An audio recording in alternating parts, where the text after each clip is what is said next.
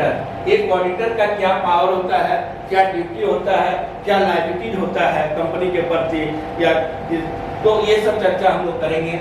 फिर उसके बाद एक ऑडिटर जो ऑडिट करने के बाद जो रिपोर्ट तैयार करता है, इसको हम लोग ऑडिट रिपोर्ट के नाम से जानते हैं, उसके बारे में भी हम लोग डिस्कस करेंगे।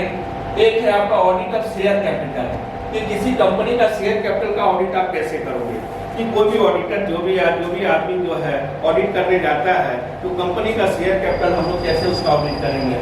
ट्रांसफर ऑफ शेयर, यदि शेयर का ट्रांसफर हुआ है तो उसका हम लोग ऑडिट कैसे करेंगे। Audit of banking and insurance company, यदि मान लीजिए कोई बैंकिंग कंपनी है या इंश्योरेंस कंपनी है, तो बैंकिंग कंपनी या इंश्योरेंस कंपनी का ऑडिट करने के पहले क्या क्या रिक्वायरमेंट है, क्या क्या देखना चाहिए, क्या क्या जांच पड़ताल करना चाहिए, कैसे उसका ऑडिट करना चाहिए, ये सब के बारे में हम लोग डिस्कस करेंगे। तो कहने का मतलब ये आप लोग को अभी हम बताए अकाउंट्स के बारे में, अकाउंट्स में ये सब टॉपिक है, इनकम टैक्स में ये है, ऑडिटिंग में ये है।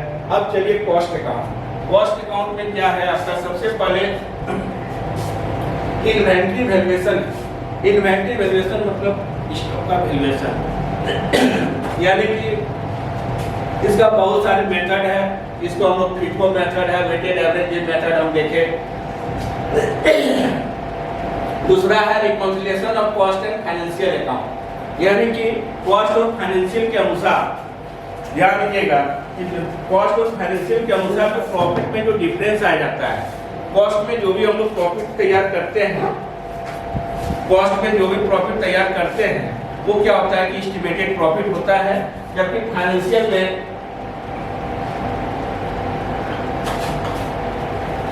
में क्या होता है कि एक्चुअल प्रॉफिट होता है। तो स्वाभाविक है कि जो एस्टिमेटेड प्रॉफिट और एक्चुअल प्रॉफिट दोनों के प्रॉफिट में कुछ न कुछ डिफरेंस आता ही है। ये डिफरेंस क्यों आया कि कॉस्ट के अनुसार आप जो स्टेटमेंट ऑफ कॉस्ट बनाते हो या कॉस्ट के अनुसार जो प्रॉफिट निकालते हैं उसमें हमारा एस्टिमेटेड प्रॉफिट बतलाता है, जबकि हमारा फाइनेंशियल अकाउंट में क्या होता है एक्चुअल प्रॉफिट बतलाता है। तो स्वाभाविक है जो एस्टिमेटेड प्रॉफिट और एक्चुअल प्रॉफिट कुछ ना कुछ डिफरेंस आएगा ही। यदि दोनों का खर्चा यानी दोनों में एक्सपेंसेस बराबर रहे तो प्रॉफिट में कोई डिफरेंस नहीं आएगा।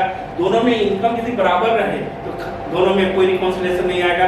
लेकिन यदि दोनों में खर्चा में चेंजेज होता है, कॉस्ट में कुछ खर्चा चार्ज किया है, फाइनेंशियल में कुछ किया है, और यदि इनकम में भी दोनों में डिफरेंस आता है तो स्वाभाविक है कि प्रॉफिट में डिफरेंस आना ही है। और यही डिफरेंस को मिलाने के लिए हम लोग एक स्टेटमेंट तैयार करते हैं जिसको हम लोग प्रॉफिट रिकॉन्सिलिएशन स्टेटमेंट के नाम से जानते हैं, जो कि पूरा डिटेल्स में इसके भी बारे में हम बताएंगे।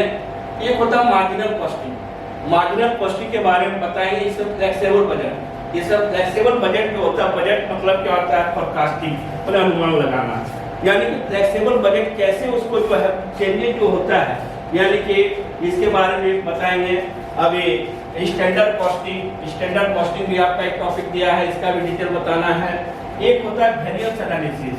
वेरिएंस एनालिसिस में भी आप लोगों को पढ़ना होगा material variance, labour variance, overhead variance. ये तीन तरह का वेरिएंस आपका क्वेश्चन में आया हुआ हम देखे हैं, ये सब के बारे में हम जानकारी देंगे। और एक होता है रेशियो एनालिसिस। रेशियो एनालिसिस मतलब क्या है कि पूरा फाइनेंशियल स्टेटमेंट का हम लोग एनालिसिस कैसे करेंगे, यानी कि ये रेशियो एनालिसिस में हम लोग को पढ़ना है। तो ये सारा जो है आपका दिया हुआ है, ये बीपीएससी का जो है आपका ये सब टॉपिक दिया हुआ है। इसके अलावा बहुत तरह का दिया हुआ है, इसका चर्चा हम बाद में करेंगे। आज हम कुछ आप लोगों को इसी से रिलेटेड बीपीएससी का कोई टॉपिक उठाते हैं और उसके बारे में हम आप लोगों को जानकारी देते हैं। आज हम या तो अकाउंट दे सकते हैं, इनकम टैक्स, ऑडिटिंग या कॉस्ट, कोई भी हम दे सकते हैं, लेकिन आज हम इनकम